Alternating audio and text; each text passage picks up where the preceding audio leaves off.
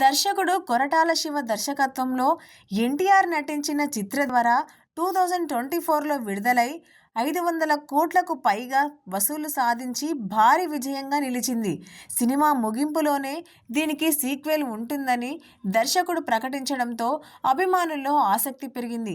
అయితే సినిమా విడుదలై ఏడాదిన్నర దాటినా ఇప్పటి వరకు దేవర 2పై అధికారికంగా స్పష్టమైన సమాచారం రాకపోవడంతో సీక్వెల్పై చర్చలు మాత్రమే కొనసాగాయి.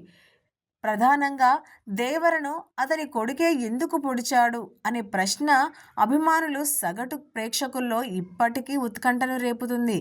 ఈ కీలక అంశానికి సమాధానం దేవర 2లోనే ఉంటుందని చిత్ర బృందం ఇప్పటికీ సంకేతాలు ఇచ్చింది.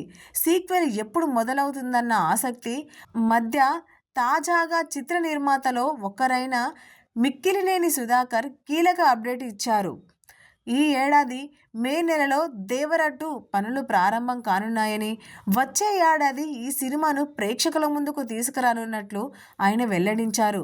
తొలి భాగంతో పోలిస్తే రెండో భాగం మరింత పవర్ఫుల్గా ఉంటుందని, పార్ట్ 1లో ప్రేక్షకులు చూసింది కేవలం 10%మేనని, రెండో భాగంలో కథను 100% స్థాయిలో అనుభవిస్తారని దర్శకుడు కొరటాల శివ పేర్కొంటున్నట్లు నిర్మాత తెలిపారు. ఈ అప్డేట్తో దేవర 2పై ఉన్న ఎదురుచూపులకు తెర లేవడమే కాక ఎన్టీఆర్ అభిమానుల్లో కొత్త ఉత్సాహం కనిపిస్తుంది.